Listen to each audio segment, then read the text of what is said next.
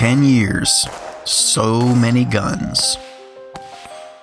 Whenever you decide to do a best of list, I think it's very important to define what you mean by best. For this video, when we refer to best, we are going to be talking about the guns that made the biggest impact on the gun industry in the past decade. I want to talk about the guns with staying power, the guns that will be remembered 10 years from now and beyond, and are not just flashes in the pan that will be forgotten in a year or two. We live in a time where so much in the gun industry is just small incremental improvements. Those small incremental improvements are great and a lot of fun to talk about, but when I compiled this list, I tried to come up with guns that I feel have changed things, or will change the industry going forward. These guns also had to become available to the US consumer in the past 10 years. Because 10 years is a long period of time, and when I asked people I trusted what their list would be, lots of guns came up. So what we're going to do is count down the list, and then do several honorable mentions that might be on your list. And this is also in my opinion, and opinions will vary. After you watch the countdown, I'd love to hear from you and let me know where I got it wrong and where I got it right. This will be somewhat controversial and may surprise some, but I'm going with the Silencerco Maxim 9 for the 10 spot. This is the first ever commercially viable, intricately suppressed 9mm pistol. It allows you to easily use and holster a suppressed 9mm pistol, and also offers some other advantages over a separate pistol and suppressor in terms of ease of use. My hope is that it will inspire other companies to attempt the same, because while the Maxim 9 isn't bad, it's also not great. The Maxim 9 also hasn't been a great success for Silencerco, but it will always be the first. The number 9 slot on my list is going to the Sig P320, not necessarily because this service pistol broke any molds, it is just because it does it so much better than everything else out there, and is offered at a price that is either the same or less than the competition. It has a much better trigger, better grip, better texture, better serrations, better sights, and is available optics ready. I personally believe that going forward, any company making a service pistol will have to look at the P320 and exceed or match its performance levels and features. If not, you're just wasting everyone else's time. The P320 has set the bar, and everything going forward will be measured against it. For the 8 slot, I'm going with the MG Banshee and its radial delayed operating system. The radial delayed operating system employed in these guns is far superior to direct blowback and direct impingement, especially when it comes to pistol calibers. It also has let CMMG fairly easily adapt the AR platform to work well with a wide variety of pistol calibers, from 9mm to 5.7 and even 10mm. It also greatly reduces recoil, allows the bolt to be lighter. Overall, it is just a great operating system that is extremely versatile. If you ever get the chance, you need to shoot a radial delayed 9mm Banshee and a direct blowback 9mm AR back to back. You'll quickly see and feel the difference. It will be interesting to see what else CMMG does with this and how it moves forward over time. Coming in at 7, I'm going with the Sig P365, and I think we are just starting to see the effects of the P365 on the industry. This thing has changed the game in the world of the micro compact pistol and what we can expect from a gun so small. Coming from someone who generally hates really small guns, I love the P365. Being small, it still feels really good in the hands. I can shoot it confidently, much like a larger gun. Plus, the capacity is fantastic. 10 to 12 rounds in what we'll call normal size magazines, and up to 15 rounds in extended magazines. Plus, with the XL variant, you have a very small optics-ready gun. We're currently testing that with the Romeo 0 setup right now, and it's been extremely impressive so far. They also have the SAS low snag variant, which is also very interesting. This, I feel, will start a whole new lineup of pistols in coming years as other manufacturers scramble to come out with something to compete with the Sig P365. We've already seen Springfield drop the Hellcat, and I can only imagine there will be more to come.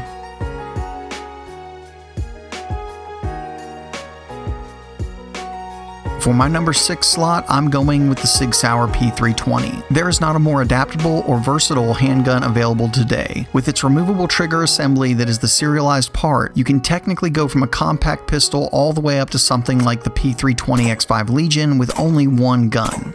You'd have to buy a lot of parts, but it could be done.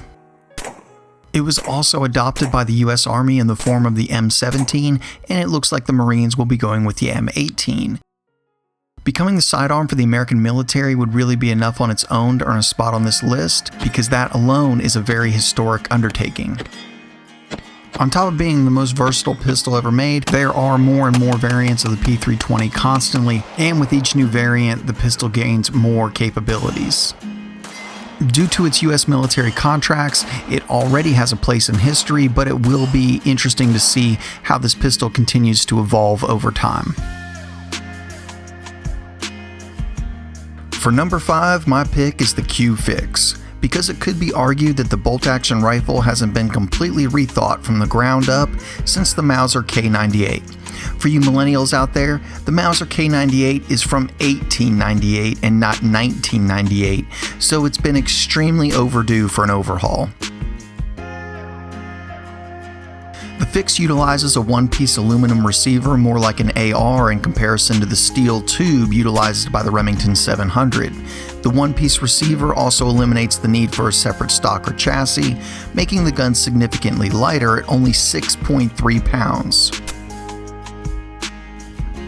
It works with readily available SR25 magazines, has AR-style controls, fully adjustable folding stock, and on top of that, it can quickly change barrels and caliber. This is another one that I think will be copied many times over the next decade, and I think it will be very interesting to see where this all leads. I believe this gun has breathed some new and exciting interest into the bolt gun market, and this is also the only gun on the list that I don't currently own. My resolution for 2020 is to do something about that.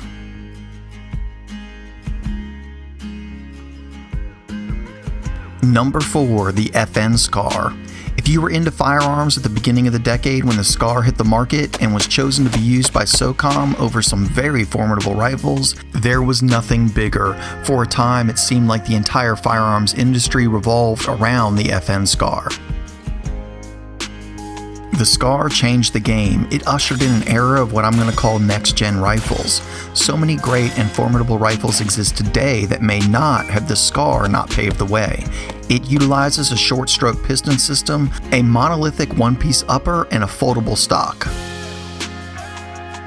It was of course criticized some at the time, and maybe more as time went on and it got utilized in actual battle. Also, while available in both 5.56 and 308, it is pretty much universally accepted that the 308 is really where the platform excels.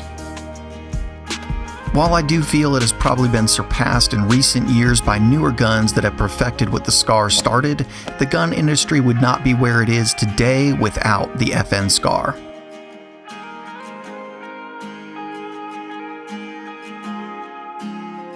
In the 3 slot, I'm putting the POF Revolution, because what POF has done with this rifle is nothing short of revolutionary. If there is one universal complaint about the AR-15, it is the 5.56 .223 round. That's why there's a constant string of new AR rounds, because people in general love the AR-15 platform, but aren't quite as sure about the .223 5.56 round.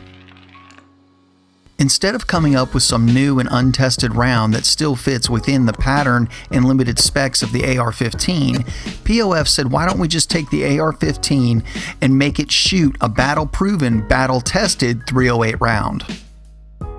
I want to be really specific here. The Revolution is not an AR-10. The AR-15's much bigger brother chambered in .308. The Revolution is an AR-15 that shoots .308. Not only that, POF did an amazing job with the whole package.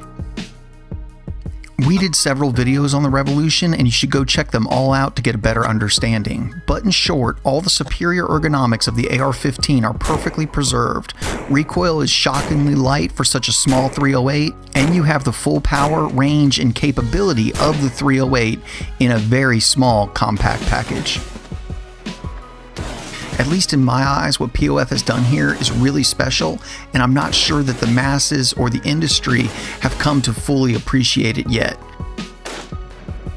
But I feel over time what POF has done will catch on because it is the best rifle with arguably the best, or at least the most proven, cartridge. Not only that, POF executed the whole rifle superbly. I am a huge fan of the POF Revolution. For my number 2 gun of the decade, I'm going with the Q Honey Badger, which started off at the beginning of the decade as the AAC Honey Badger. Not only was this already one of the most copied guns ever before it hit the consumer market in 2018, but it was developed in conjunction with the 300 Blackout round, which I think you can say was easily the most successful new round of the decade. The Honey Badger, as well as the 300 Blackout cartridge, were developed in conjunction with Special Forces to be a replacement for the MP5 SD. It was required that the system be quiet and effective in close quarters combat, and with the simple change of a magazine, be able to reach out to longer distances with supersonic rounds. The Honey Badger from Q features an ultra-compact telescoping stock with rails that go into the receivers, an ultra-fast 1-in-5 twist 7-inch barrel, and if that's what the guys who developed the round recommend, it's probably a good choice. The weight will vary a little depending on the configuration, but they're all insanely light. I personally got the SBR that weighs in at a mind-altering 4 pounds 8 ounces.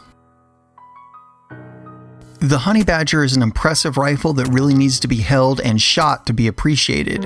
When you pick it up, it's so light it doesn't even feel like a real gun. Upon firing it, you realize that it excels in every way. There are already more copies than you can count, and that, along with the fact that it was developed in conjunction with the 300 Blackout, it has definitely altered the course of the firearms industry and is part of firearms history.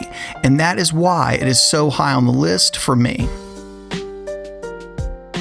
For my number 1 spot, I am going with the HK SP5, and this has actually caused some controversy even amongst the guys that help out with the channel.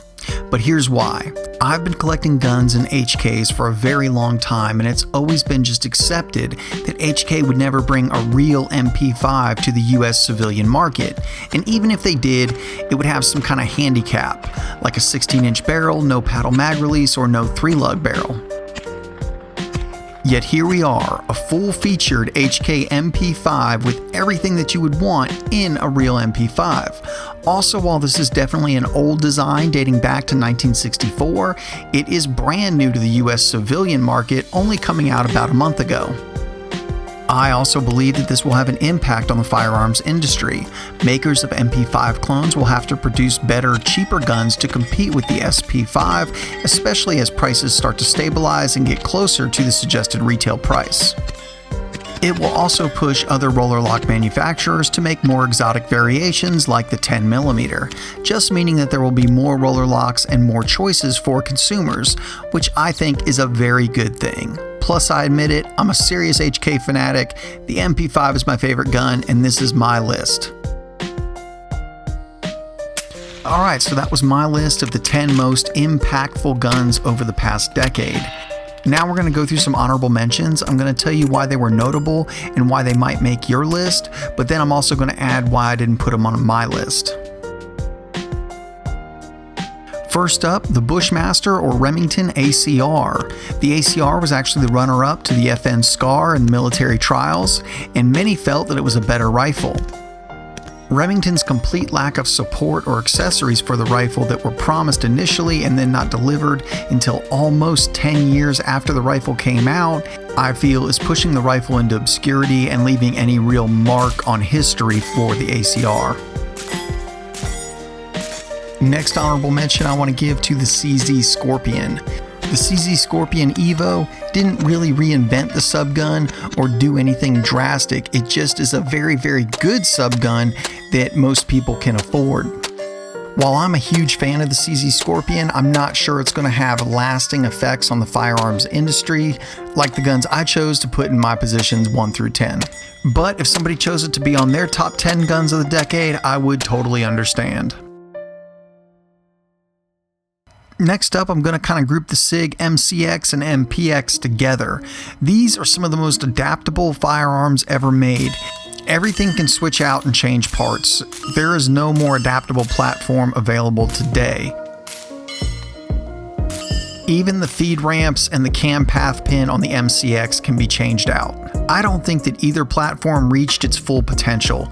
They were kind of plagued with some mild recalls when they first came out, and then also support from Sig. Before they launched, they were promised to have all these different parts, stocks and handguards and caliber conversion kits. When they hit, they didn't have it all, and I think people kind of lost interest a little bit. There are some rumors of kind of an MCX Gen 2 coming, and I would like to see that happen. I think these platforms kind of get overlooked and they're actually very, very good. But again, I didn't put them on my list because I don't think they have made any impact on the firearms industry as a whole as of yet. I do hope they do it in the future.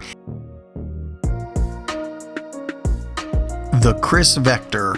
When these things hit, it was absolutely huge and monumental. The thing looks futuristic. It has its unique recoil system that pushes the recoil down instead of straight back at the shooter.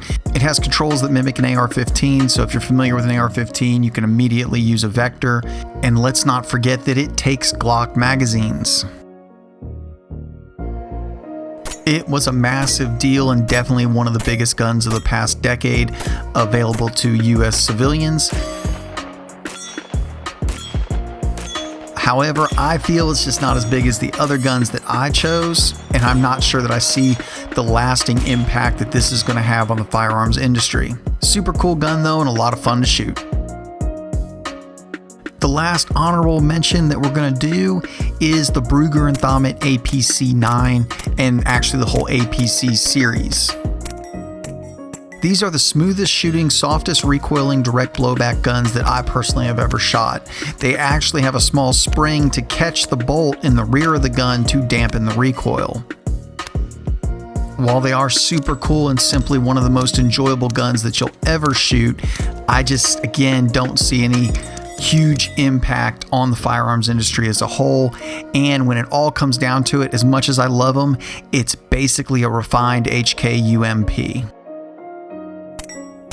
Well, that's my list as I see it, and I would love to hear from you. Where did I get it right? What did you love? Where did I get it wrong? What had you throwing stuff at the screen? And what did I miss completely? Let me know in the comments. I am really looking forward to hearing your guys' take on the biggest guns from the last decade. Anytime you reach a mile marker of a decade, it's always fun to look back and see what has changed over that time period. Well guys, I hope you enjoyed that, and as always, thank you so much for watching. If you're not subscribed to the channel, go ahead and hit that subscribe button right now. It is greatly appreciated. Plus, we've got some really big reviews coming up that you won't want to miss. You can see what's being reviewed in real time on our Instagram and Facebook pages. There you can see the guns as they're being shot way before they hit the YouTube channel. If you want to help support Alabama Arsenal, the best possible way to do that is on Patreon. These videos can be surprisingly expensive to make, and every little bit helps and is greatly appreciated. There is also gear available right below the video if you want to go out and represent. And as always guys, thank you so much for watching.